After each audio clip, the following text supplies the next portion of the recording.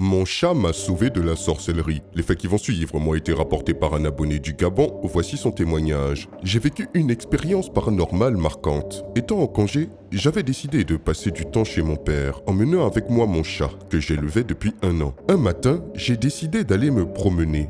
Dès que je suis sorti de la maison, mon chat a commencé à me suivre jusqu'à la route, ce qui n'était pas dans ses habitudes. Je l'ai alors ramené à la maison, mais dès que je sortais à nouveau, il me suivait encore. J'ai dû le porter de nouveau. J'ai eu comme l'impression qu'il voulait me prévenir d'un danger. J'ai décidé de rester chez moi ce jour-là.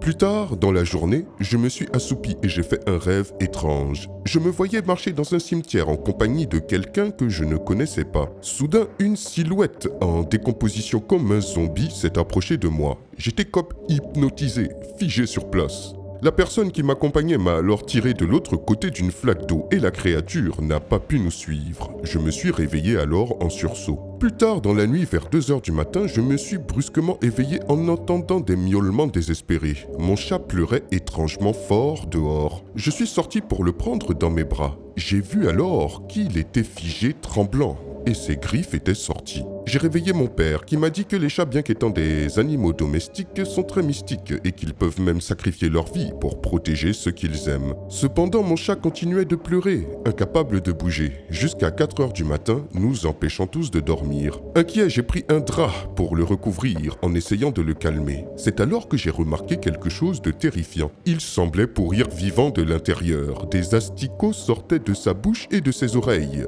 bien qu'il était encore en vie et agonisant. Vers 7 heures, il a poussé un dernier soupir et s'est éteint. Ce même jour, nous avons appris la mort d'un voisin, un ami de mon père qui venait souvent chez nous boire un verre. Étrangement, cela faisait 2 jours qu'on ne l'avait pas vu. J'ai interrogé mon père qui m'a dit que son ami avait refusé de venir chez nous la veille de son décès. Pendant les 2 nuits qui suivirent, nous avons entendu des bruits étranges à l'extérieur, comme des bagarres entre des chats et des personnes, tout le temps à 2 heures du matin.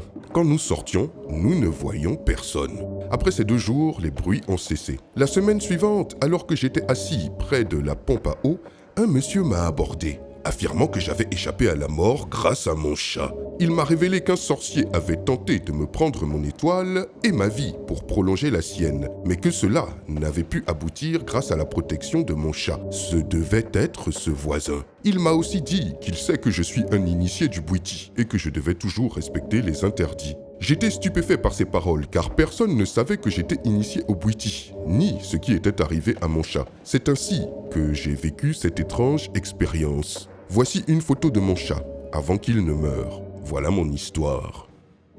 Quelle histoire surprenante! Dites-moi ce que vous en pensez dans les commentaires et je vous dis à très bientôt pour une nouvelle vidéo. C'était Takashi J numéro 1 sur les histoires mystiques de l'Afrique.